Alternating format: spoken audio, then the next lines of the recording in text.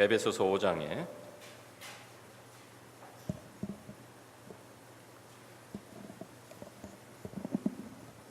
15절 말씀부터 21절까지 우리 또 교독을 한번 하면 좋겠습니다. 제가 한 절 읽고 여러분들이 한 절 읽고.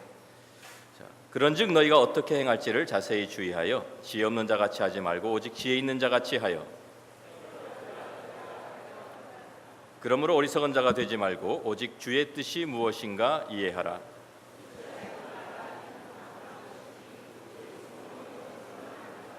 시와 찬송과 신령한 노래들로 서로 화답하며 너희의 마음으로 주께 노래하며 찬송하며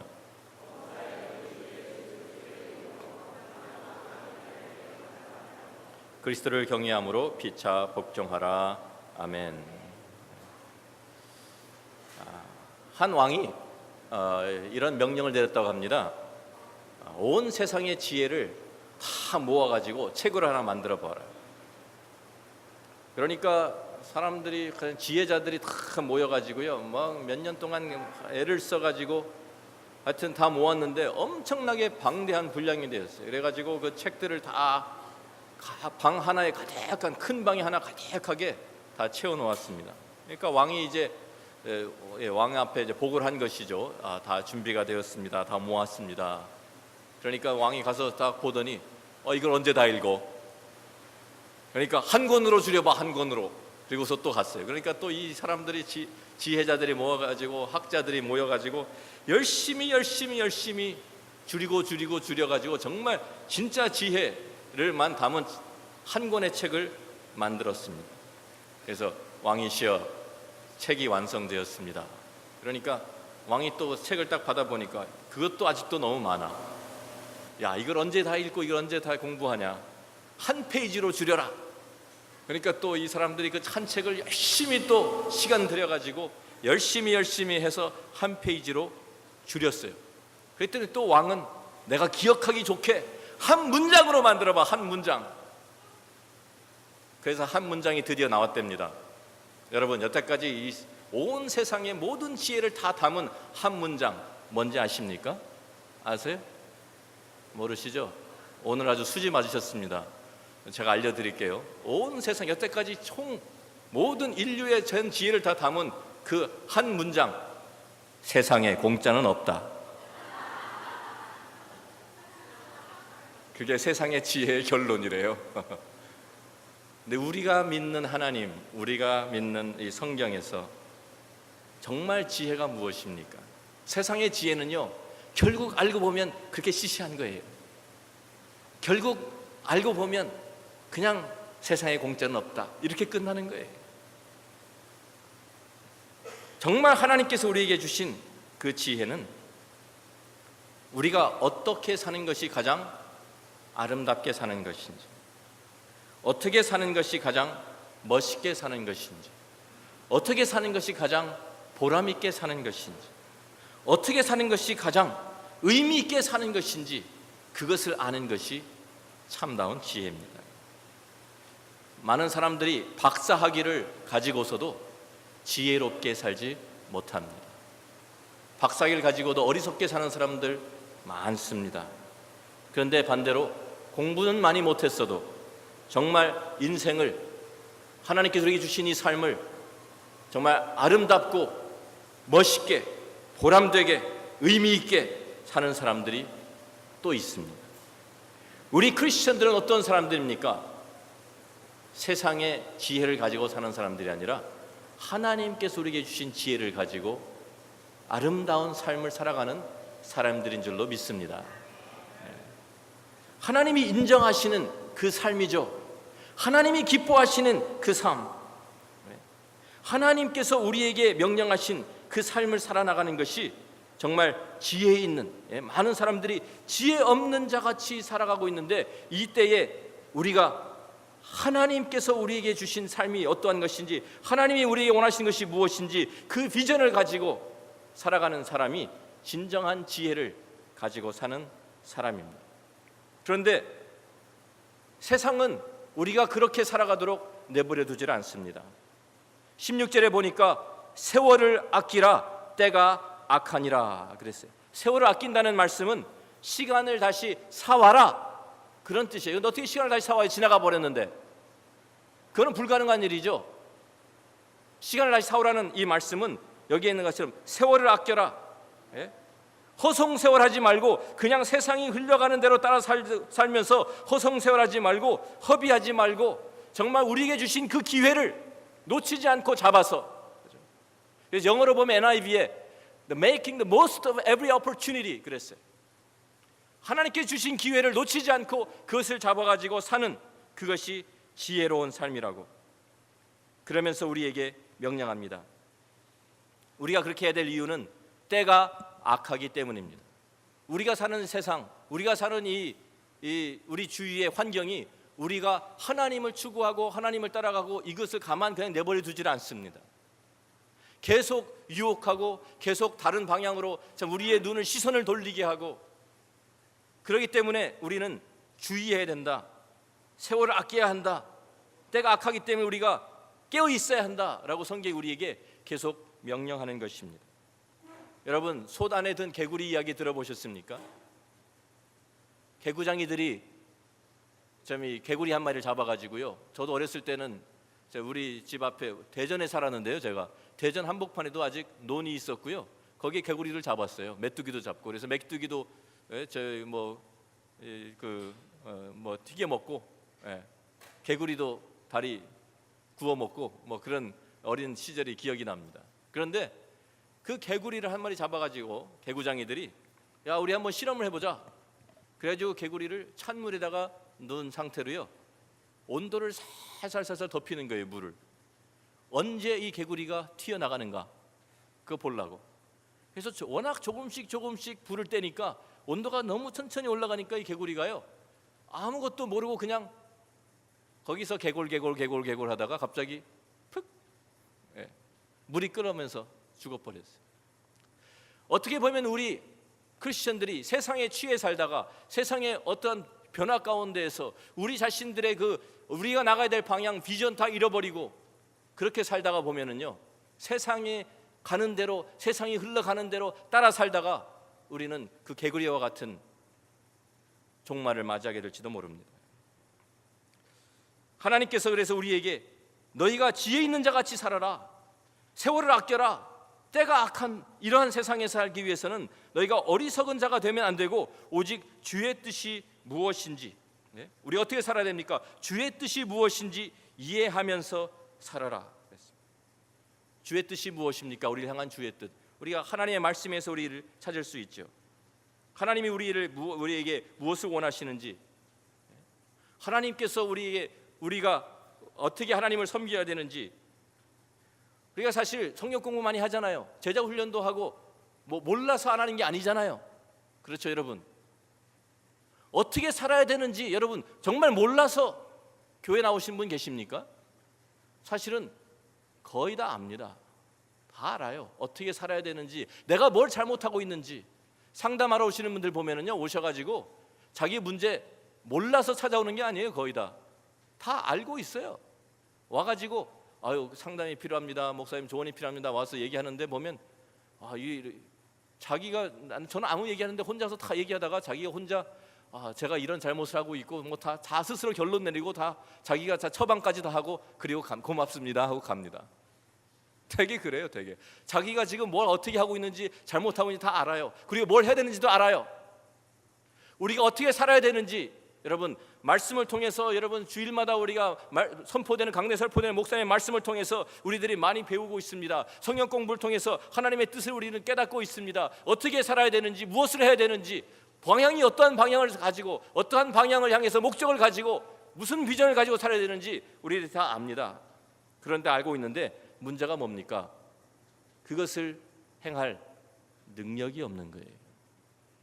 무슨 얘기냐면, 우리가 다 좋은 차 타고 다니는 BMW 이런 차들 다 잘 갖추었는데, 차만 좋은 차 있으면 뭐합니까? 엔진을 돌릴 수 있는 휘발유가 없으면 아무 소용없잖아요. 휘발유가 탱크가 엠프티예요. 채워있지 않아요. 그러면 아무리 좋은 차 가지고 있어도 아무 데도 못 갑니다. 그런 상태예요. 우리가 어떻게 보면 크리스천들이 제자 훈련하고 성경 공부하고 말씀 읽고 우리들이 외우고 암송하고 그러면서 머리의 지식은 어떻게 해야 되는지는 다 알고 있어요. 그런데 문제는 그것을 행할 수 있는 능력이 없는 거예요. 어떻게 살아야 되는지. 많은 분들이 우리가 성령 충만 그러면은요, 성령 충만을 굉장히 오해합니다. 우리가 18절에 보면 술 취하지 말라 이는 방탕한 것이니 오직 성령으로 충만함을 받으라 그랬습니다. 성령 충만이 곧 하나님께서 우리가 이 땅에 살아가는데 필요한 그것을 성령 충만이라고 말씀하는데, 그 능력, 우리가 많은 때 성령 충만을 오해하고 있습니다. 성령 충만을 어떤 사람들은 이런 수련회에 와서 아니면은 산기도에 기도원에 들어가서 기도하면서 그때 마음이 뜨거워지고 뭐 이런 것으로 은사 체험하는 것, 그래가지고 은사 체험 온몸이 뜨거워지고 막 진동을 하고 뭐 방언을 하고 병고침 역사 일어나고 뭐 이러면서 뭐 입신을 하고 이래야 성령 충만하다, 그렇게 생각하는 분들이 많습니다. 그래서 기도원에 갔을 때는 성령 충만한데 집에 오면은 성령 충만이 싹 빠졌어요. 그러니까 가기 전에나 갔다 온 다음에 똑같아. 그때는 그러니까 어떻게 돼요? 또 기도원 가야지. 맨날 기도원 가서 살아요. 성령 충만 그것만 경험하기 위해서. 왜? 성령 충만을 영적인 현상으로, 영적인 체험으로만 이해하고 있기 때문입니다. 성령 충만은 영적인 은사가 동반될 수 있습니다. 저는 은사를 반대하는 사람이 아닙니다. 우리가 성령 충만할 때 여러 가지 영적인 현상이 일어날 수 있습니다. 신비한 체험할 수 있습니다. 그렇지만 그 자체가 성령 충만이 아닙니다. 어떤 사람들은 성령 충만이 성령 세례를 연결시키는 사람들도 있습니다. 우리가 성경적으로 보면 성령 세례라는 것은 한 사람이 예수 믿고 중생하여 거듭나는 사건을 성령 세례라고 이야기합니다. 그러니까 한 사람의 삶 가운데서, 신앙 여정 가운데서 성령 세례는 한 번 받는 거예요. 일회적인 사건입니다. 반복될 수 없습니다. 거듭나는 그 순간부터 성령께서 우리 안에 거주하십니다. 내주하시는데 그 삶 속에 들어오시는 그 사건을, 성령께서 들어오시는 그 사건을, 우리 삶 속에 들어오시는, 임재하시는 그 사건을 성령 세례라고 성경이 설명해 줍니다. 그래서 로마서 8장 9절 같은데 누구든지 그리스도에 없으면 그리스도의 사람이 아니라 그러죠. 또 우리가 고린도 12장 13절 말씀 보면 유대인이나 헬라인이나 종이나 자유자나 다 한 성령으로 세례를 받아 한 몸이 되었다, 다 한 성령을 마시게 하셨다라고 우리에게 말씀해 주고 있습니다.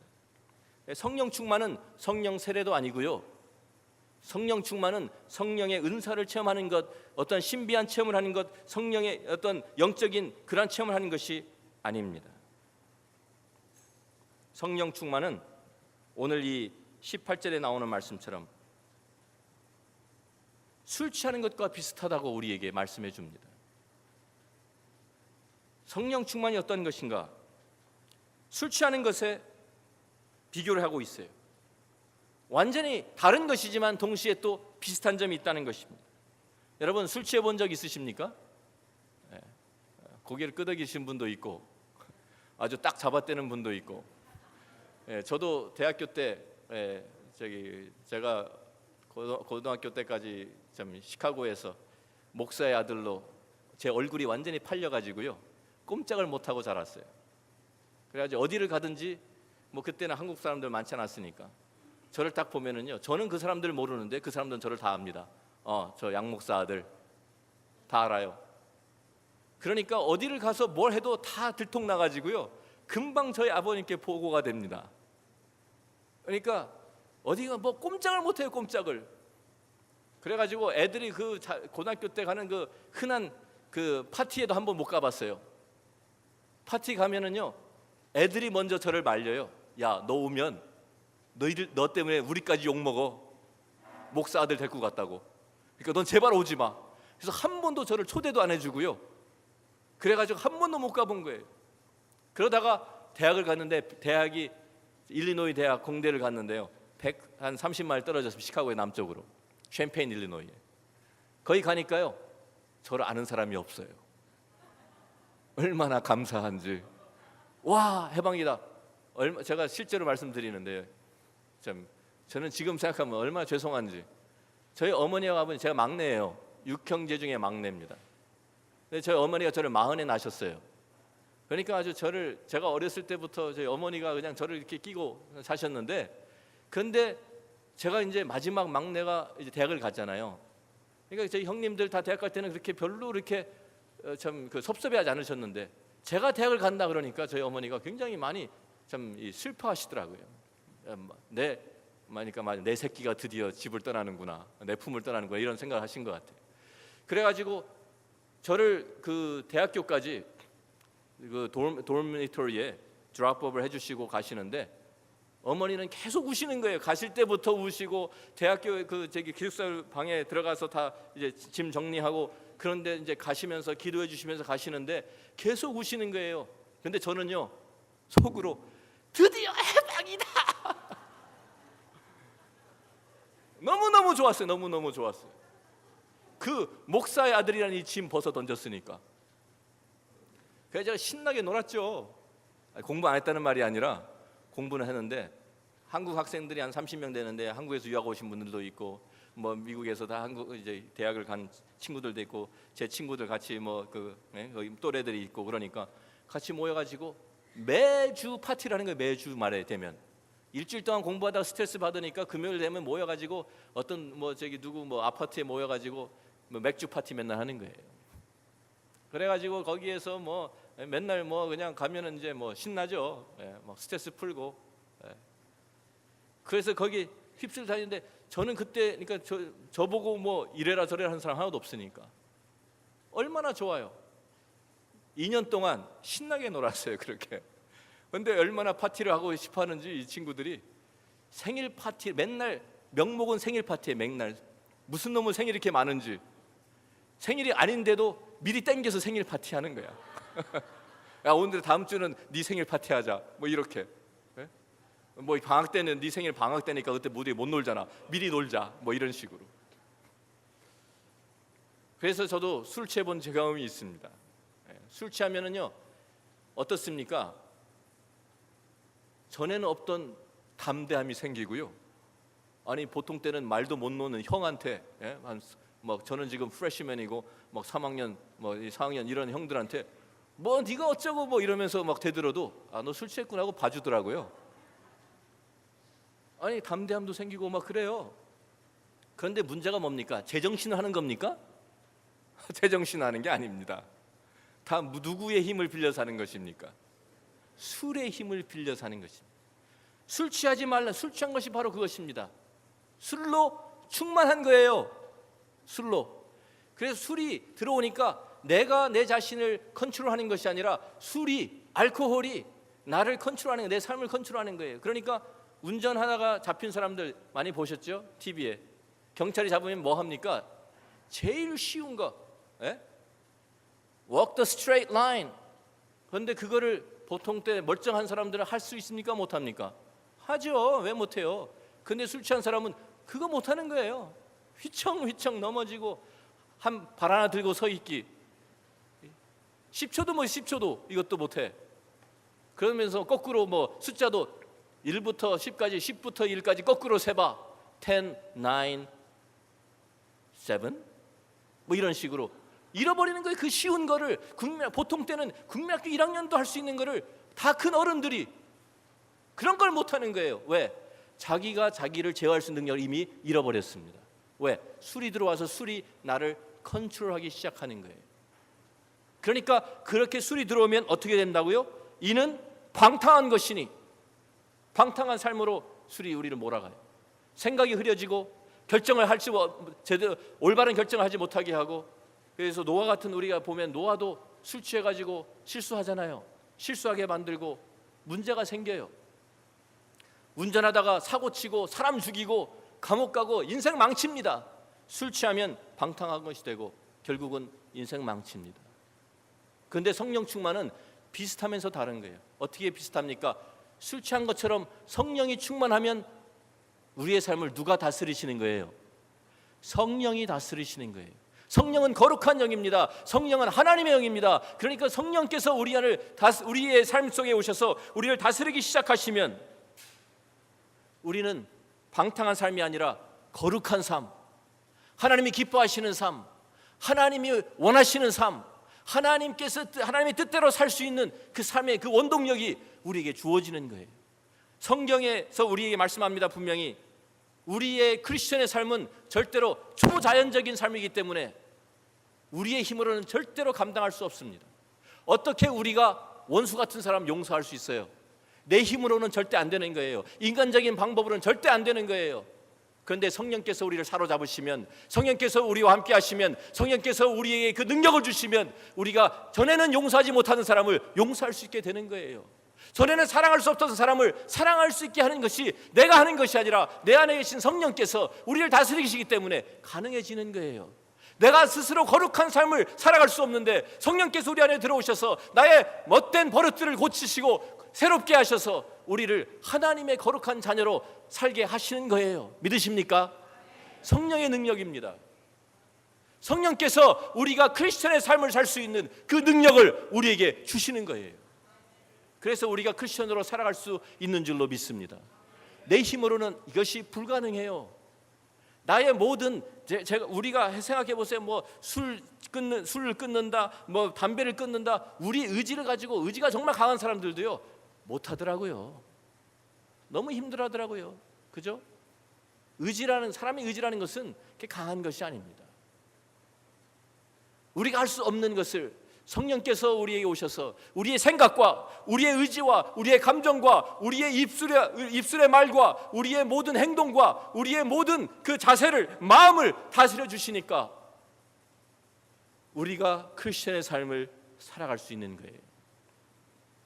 성령 충만한 삶은요, 그래서 아까 말씀드린 것처럼 어떤 기도원에 가서 수련회에 와서 일시적으로 우리가 경험하고 돌아가는 거죠. 그리고서 한 몇 달 있다가 다시 또 우리가 또 참 영적으로 이제는 좀 클클해졌는데 우리 부흥회 한번 하죠. 성령 충만 한번 받게.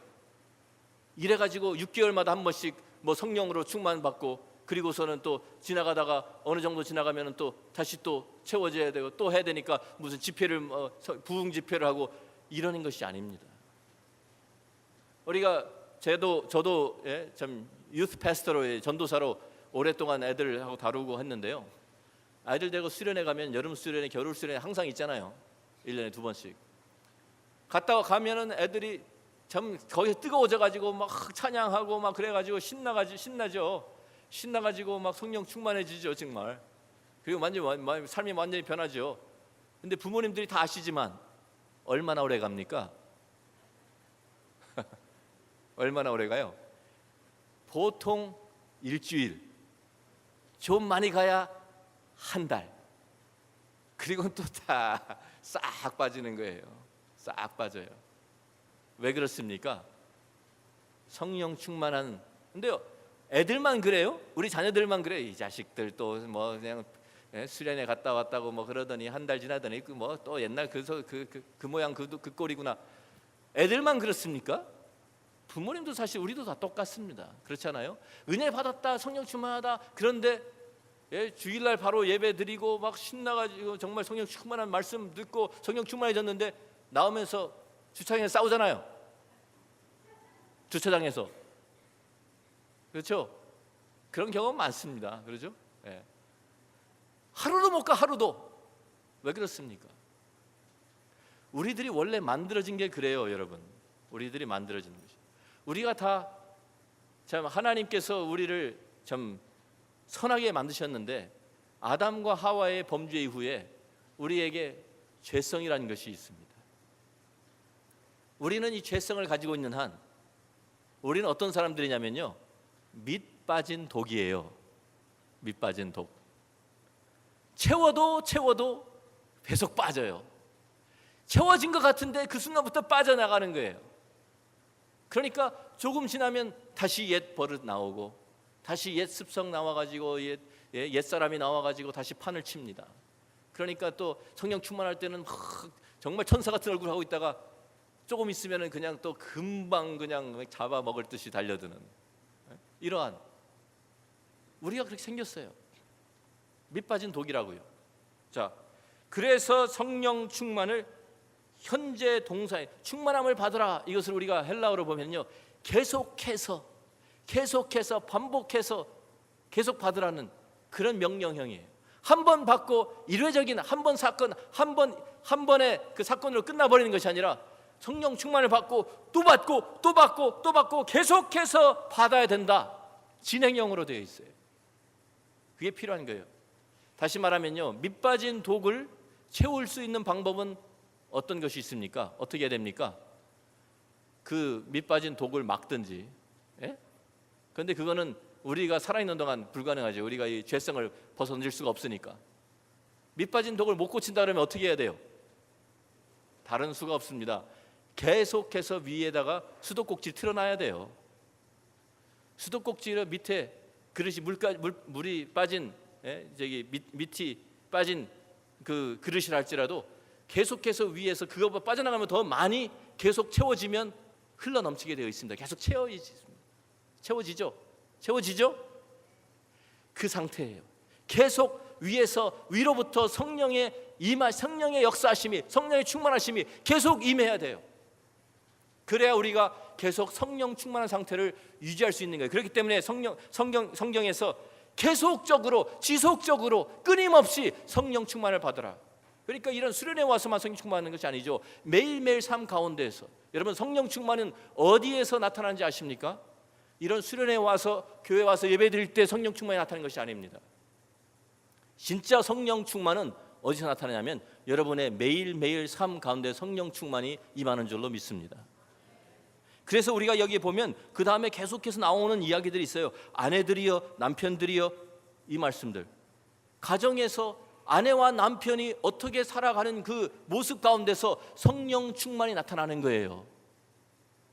우리가 그냥 찬양 부른다고 성령 충만이 나오는 것이 아니에요. 가정에서 좋은 아빠가 되고 좋은 남편이 되는 것이 성령 충만이에요. 가정에서 좋은 아내가 되고 좋은 어머니가 되는 것이 성령 충만이에요. 가정에서 부모를 공경하고 부모에게 순종하는 것이 성령 충만이에요. 가정에서 자녀들에게 정말 하나님의 말씀으로 정말 그들 양육하는 것이 성령 충만인 줄로 믿습니다. 우리 일터에 가서 여기에 종들아 두려워하고 떨며 성실한 마음으로 육체 상자 선정하기를 그리스도께 하듯 하라, 이렇게 직장생활을 하는 것이 성령 충만의 삶입니다. 오해하시면 안 돼요. 성령 충만을 우리가 어떤 일시적인 영적인 현상, 영적인 체험으로 생각해가지고 그래서 성령 충만하다, 내가 방언을 하니까 성령 충만, 이게 아닙니다. 우리의 매일매일 살아가는 삶의 방식에서 성령께서 우리를 다스리시고 계시는가? 성령께서 아내와 남편 사이에 주인이 되셔서 우리를 다스리고 계시는가? 여기에 성령 충만이 나타나는 것입니다. 성령의 충만의 열매가 우리의 가정 생활에서, 우리의 직장 생활에서, 우리가 믿지 않는 사람들과의 대화 가운데서 성령 충만, 성령께서 우리를 다스리시는 그 역사가 바로 성령 충만입니다. 이 동사가 성령 충만을 받으라 명령형인데요, 목사님들만 성령 충만해야 됩니까? 아니죠. 장로님들만 성령 충만해야 됩니까? 아닙니다. 모든 크리스천들이, 모든 우리 믿는 사람들이, 믿는 형제 자매들이 다 성령 충만하라고 명령을 받았습니다. 지도자나 직분을 받은 사람만 성령 충만한 것이 아닙니다. 성령 충만을 받아야 정상적인 크리스천으로 살아갈 수 있기 때문에 우리 모두에게 성령 충만하라고 명령하신 것입니다. 성령을 충만하면요, 우리의 삶에 여기 나오는 것처럼 찬송이 넘치기 시작합니다.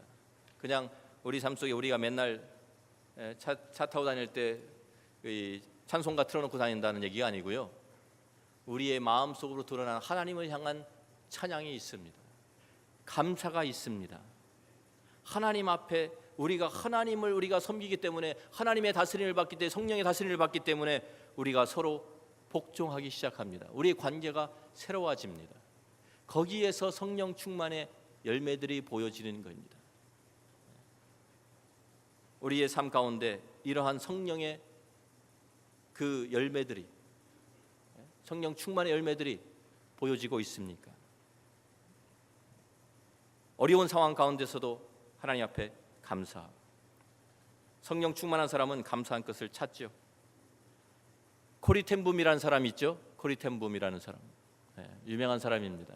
2차 대전 때 정말 좀 유대인들을 도와주다가 나치에게 잡혀가지고 함께 좀 그 수용소에 끌려갔던, 그래서 거기에서 들어갔는데 그런 얘기가 있죠. 그분이 쓴 책 가운데 참 간수들을 눈에 피해서 그 사람 같이 있는 그 감옥에 있는 사람들, 수용소에 있는 사람들에게 전도하고 같이 찬양하고 기도하고 이러는데 그 안에 벼룩이 너무 많았대요. 벼룩이. 그래가지고 너무 막 간지러워가지고 맨날 벼룩이게 뜯기니까 너무너무 해가지고 막 불평하기 시작하니까 그 언니가, 같이 있던 코리 텐붐의 언니가, 얘야 그래도 우리 감사해야 돼, 그러더라는 거예요. 그러니까 코리가 도대체 아니 이 상황에서 어떻게 감사가 나오냐, 지금 막 미치겠는데 죽겠는데. 그런데 이 언니가 그래도 우리는 이유를 몰라도 감사해야 돼, 무조건 감사하자. 그래서 감사하기 시작했대요. 그냥. 그랬더니요 조금 있다가 나중에 진짜 감사할 이유가 생긴 거예요. 벼룩이 때문에. 왜? 벼룩이 너무 많아져가지고 이게 너무 그냥 그러니까 간수들도 감방의 근처로 오질 않는 거예요. 벼룩 때문에. 그래서 그 감방 안에서 마음 놓고 찬양하고 마음 놓고 예배드리고 마음 놓고 하나님 예수님 전하고 그 안에가 천국이 되었다고.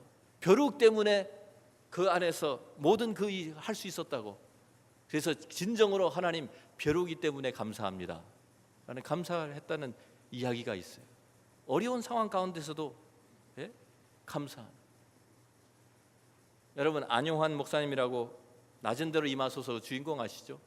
그분이 오래전에 시카고에 와서 간증할 때 제가 만나고 좀 그 간증을 들어본 기억이 있는데, 그분은 날 때부터 어릴 때부터 장님이 돼가지고 이게 아니라 다 어른이 된 다음에 갑자기 실명을 했어요. 그러니까 얼마나 어려웠겠어요. 병상이니 갑자기 눈이 멀어가지고 다시 그걸 다 배워야 되니까. 그런데 그분이 간증하시는 것이 내가 장님이 된 것을 감사합니다. 왜? 내가 장님이 됨으로써 영적 눈이 띄어졌기 때문입니다 라고 고백합니다. 성령 충만한 사람은, 성령의 다스림을 받는 사람은, 성령이 지배하는 사람은 어떠한 조건에서도 감사할 것을 찾습니다. 어떠한 상황에서도 하나님을 찬양합니다. 어떠한 상황에서도 주님께 복종합니다. 바로 그것이 성령 충만입니다. 그러한 성령 충만한 가정이, 성령 충만한 아내가 있는 가정이 어떤 가정일까요? 천국 같은 가정이 되는 것이죠. 성령 충만한 남편이 있는 가정, 성령 충만한 아내가 있는 가정, 성령 충만한 아버지, 성령 충만한 어머니, 성령 충만한 자녀들이 있는 가정은 천국이 되는 것입니다. 성령 충만한 일꾼이 있는 그 일터가 바로 하나님 나라가 세워지는 곳입니다. 우리가 가는 성령 충만한 사람들이 교회 안에만 모이는 것이 아니라 가는 곳곳마다 어디를 가든지 그곳에서 바로 하나님을 찬양하고 하나님께 감사하고 하나님의 주되심을 선포하고 왕되심을 선포하면서 하나님 나라가 확장되는 것인 줄로 믿습니다. 성령 충만해야 됩니다.